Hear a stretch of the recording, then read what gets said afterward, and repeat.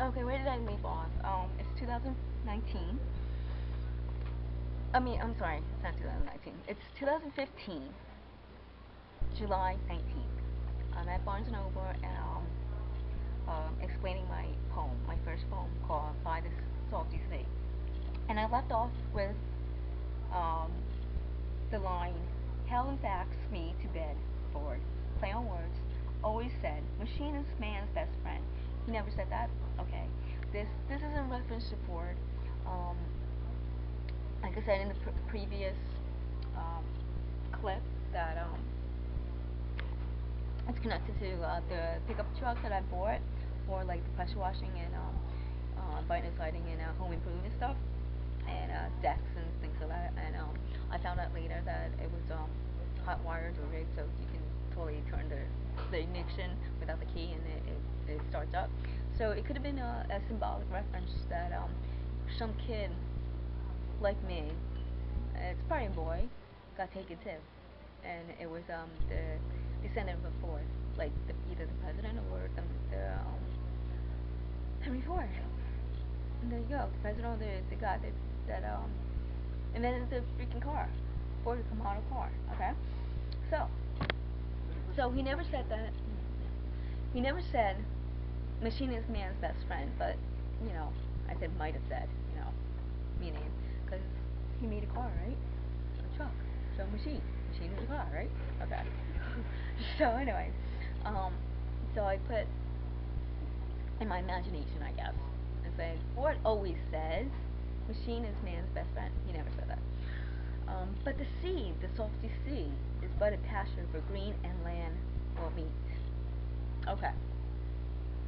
Now, when I said that, I put on play on word when I said I deliberately put meat as in M-E-A-T and green and land, which is play on word for green pasture, Greenland.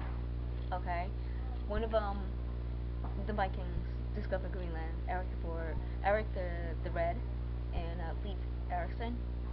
Okay, and they were rulers and kings and queens. So there's a connection somehow with Greenland and Iceland and meat. Okay, and when I say meat, M-E-A-T, because some of their stuff that they back in history they totally like farmed and grazed and cattle and stuff like that. So there's many archaeology findings of their back then of the way of the way of living that when Eric the Red was living back then. So it's total reference to historical figures and historical landmarks and historical findings that I found out about. There you go. Okay, so the next line goes like this: down by the good old Cape Cod or Mayflowers bring plenty to eat.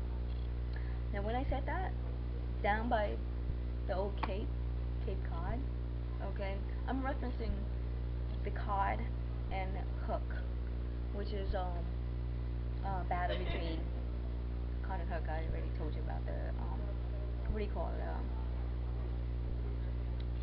you call it? Between